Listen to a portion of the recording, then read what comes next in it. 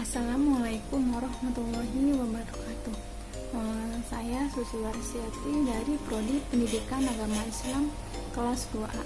Di sini saya akan menjelaskan salah satu sikap atau contoh kepemimpinan dalam kehidupan sehari-hari.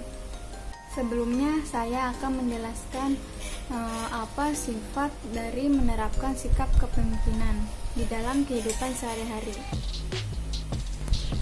Yang paling penting dari menerapkan sikap kepemimpinan di dalam kehidupan sehari-hari adalah untuk melatih tanggung jawab seorang pemimpin dan melatih sikap jujur dan berani dalam mengambil keputusan dan tidak mempunyai sifat egois. Dan langsung saja kita simak contoh video berikut ini di dalam kehidupan sehari-hari. Cara agar anak senang membaca Al-Quran. Rasulullah SAW bersabda, ibadah yang paling istimewa adalah membaca Al-Quran dan mengamalkannya dalam kehidupan sehari-hari. Setiap huruf dalam Al-Quran akan mendatangkan kebaikan bagi orang yang membacanya, menenangkan jiwa, mengangkat derajat, dan menjadi penolong pada hari kiamat. Orang tua muslim tentu sangat mengidam-idamkan bila anak mencintai Al-Quran, mendapatkan anak yang mahir membaca, menghafal, dan mengkaji Al-Quran. Tentu saja membutuhkan tantangan tersendiri. Sangat dibutuhkan motivasi yang kuat dari orang tua untuk dapat membuat anak cinta Al-Quran. Tidak ada yang instan di dunia ini, termasuk membuat anak-anak senang belajar Al-Quran. Namun ayah bunda sebaliknya tidak patah semangat. Cobalah dengan mengikuti beberapa tips berikut ini. 1. Jangan paksa anak. Memaksa anak justru membuat anak merasa tidak nyaman dan semakin enggan melakukannya. Orang tua perlu bersabar dalam memunculkan minat anak-anak dalam belajar membaca Al-Quran. Yang orang tua perlu lakukan adalah memberi stimulasi agar anak tertarik, karena pada dasarnya mereka adalah seorang pembelajar yang hebat.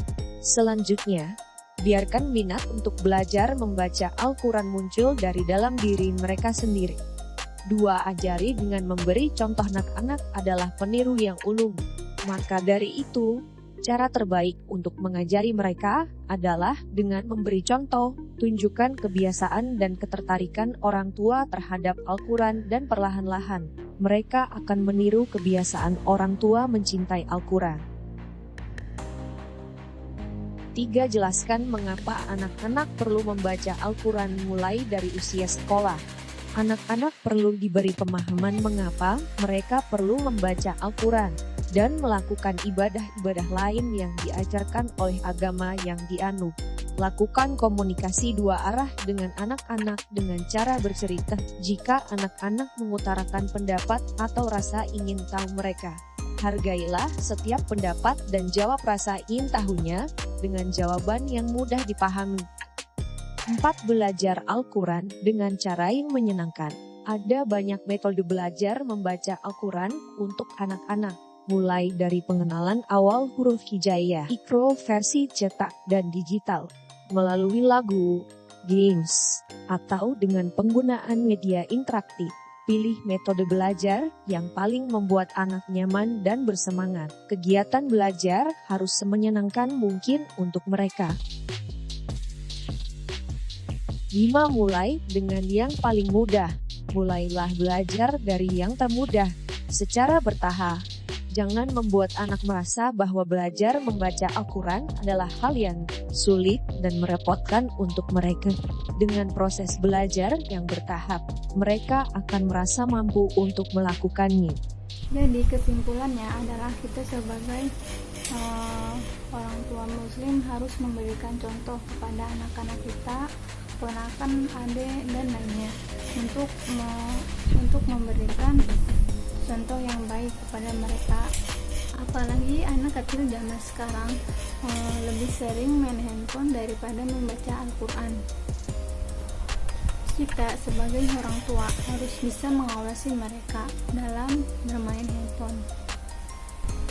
Dan kita juga harus lebih bisa tegas daripada mereka. Mungkin cukup itu saja yang bisa saya sampaikan. Kurang lebihnya mohon maaf apabila ada yang salah. karena saya juga masih belajar. Wabillahi taufiq wal hidayah. Wassalamualaikum warahmatullahi wabarakatuh.